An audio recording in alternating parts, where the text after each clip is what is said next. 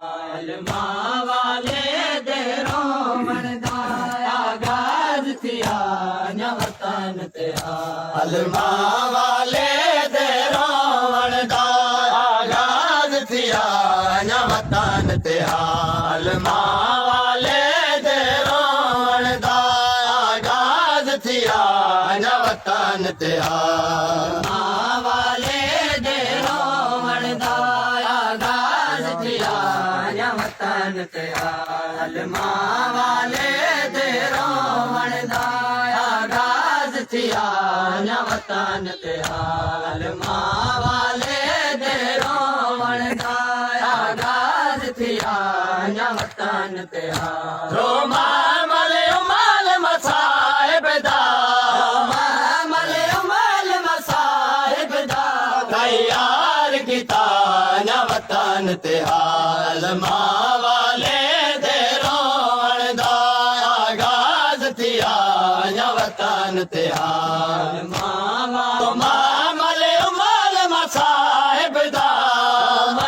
मले उमाल मसाहिब दा तैयार किता न्या वतन ते अलमा वाले दे रोवण दा आगाज थिया न्या वतन ते अलमा वाले दे रोमन दा आगाज थिया न्या वतन ते अलमा वाले दे रोमन दा आगाज थिया न्या वतन ते रोमा मले उमाल मसाहिब दा तैयार किता न्या वतन ते अलमा वाले दे रोवण दा आगाज थिया न्या वतन ते अलमा वाले दे रोमन दा आगाज थिया न्या वतन ते अलमा वाले दे रोमन दा आगाज थिया न्या वतन ते सर चादर पावण तू पहले मामल तैयावण तू पहले चादर पावन तू पहले महमल तैयावन तू पहले सर चादर पावण तू पहले मामल तैयावण तू पहले चादर पावन तू पहले महमल तैयावन तू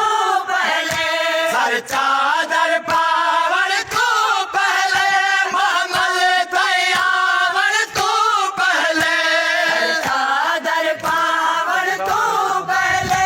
महमल तैयावन तू पहले वो साया बास दे बाजुआ ते साया बास दे बाजुआ ते हर सैन दिता न्या वतन ते अलमा वाले दे रोवण दा आगाज थिया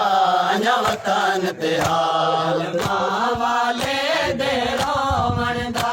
आगाज थिया न्या वतन ते सर चादर पावण तू पहले मामल तैयावण तू पहले चादर पावन तू पहले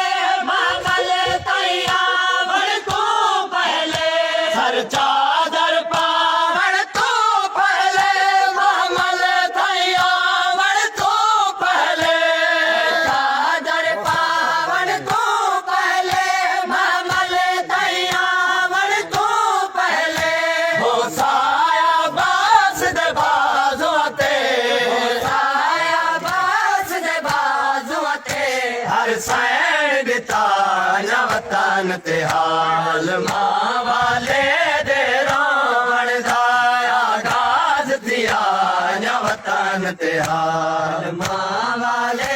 दे रोमन दा आगाज कनो घबरांदी है पई घर तू बाहर आंदी है भीड़ कनो घबरांदी आई पई घर तू बाहर आंदी आई जड़ी भीड़ कनो घबरांदी है पई घर तू बाहर आंदी है भीड़ कनो